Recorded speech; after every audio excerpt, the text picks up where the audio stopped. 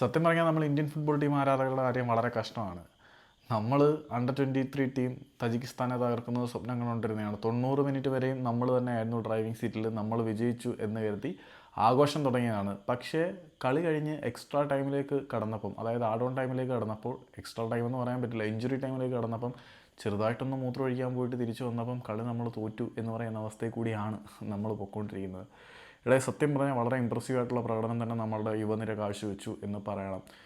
ബ്ലാസ്റ്റേഴ്സിൻ്റെ പല താരങ്ങളും കളിക്കാനിറങ്ങി. അതിനകത്ത് ബ്ലാസ്റ്റേഴ്സിൻ്റെ ആരാധകർക്ക് സന്തോഷം ഉണ്ടായിരിക്കാം. ഇന്ത്യൻ ഫുട്ബോളിലെ സ്ട്രൈക്കിംഗ് സോണിൽ ഗോൾ അടിക്കാൻ ആളില്ല എന്ന് പറഞ്ഞ് കരയുന്ന ഛേത്രി ഫാൻസിന് നോക്കാം സുഹൈൽ അഹമ്മദ് ഭട്ട് എത്രമാത്രം ക്ലിനിക്കൽ മികവുള്ള ഫിനിഷറാണെന്ന്. അദ്ദേഹം എത്ര മനോഹരമായിട്ടാണ് മക്കാട്ടൻ ലൂയിസിൻ്റെ ആ ഒരു ക്രോസ് പിടിച്ച് ടാപ്പിൻ ചെയ്ത് തന്നെയാണ്, പക്ഷേ ആ ഒരു ഗോൾ പുള്ളി അടിച്ചിരുന്നു. ഇതുപോലെ സമാനമായിട്ടുള്ള എത്ര എണ്ണം ഈ സോക്കാൾഡ് ഛേത്രി മിസ് ചെയ്തിട്ടുണ്ട് എന്നുള്ളത് എടുത്തു പറയേണ്ടതാണ്. ഞാൻ കുറച്ച് കാര്യങ്ങൾ പറയാം, ഇന്ത്യൻ ഫുട്ബോളിലെ ലെജൻഡ് ഗോട്ട് ആരാണ് എന്നതൊക്കെ. അത് ഞാൻ സമയം കിട്ടുമ്പോൾ ഒരു വീഡിയോ ആയിട്ട് ചെയ്യാം. അതിനുശേഷം അവർ ഗോൾ തിരിച്ചടിച്ചു. രണ്ടാമതേയും നമ്മൾ ലീഡ് എടുക്കുന്ന കാഴ്ച കണ്ടു. അതിന് ഉള്ള അസിസ്റ്റ്, എൻ്റെ പൊന്നു മക്കളെ, നമ്മളുടെ ഐമൻ്റെ വിഷൻ എത്രമാത്രമുണ്ട് എന്ന് തെളിയിക്കുന്ന തരത്തിലായിരുന്നു. നല്ല കിടിലൻ ഒരു പാസ്സായിരുന്നു നമ്മുടെ ഐമൻ മുന്നിലേക്ക് നൽകിയത്. അത് മനോഹരമായിട്ട് ഫിനിഷ് ചെയ്യുന്ന കാഴ്ച നമ്മൾ കണ്ടു. ഏതായാലും ഇന്ത്യൻ ഫുട്ബോൾ ടീമിൻ്റെ, അതായത് എനിക്ക് നല്ല ഷോർട്ട് മെമ്മറിയിൽസ് ഉണ്ട് മക്കളെ.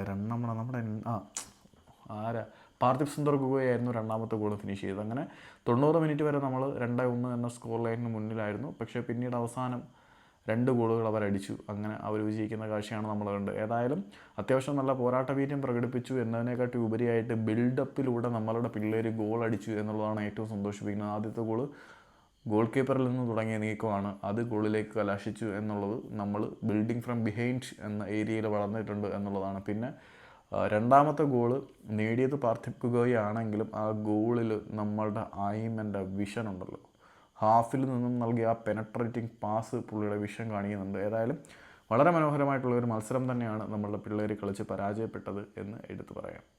ക്യാപ്റ്റൻ ബ്ലാസ്റ്റേഴ്സിൻ്റെ യുവതാരമായിട്ടുള്ള ബികാഷിമിനുമാണ്, അതും കൂടി എടുത്ത് പറയണം.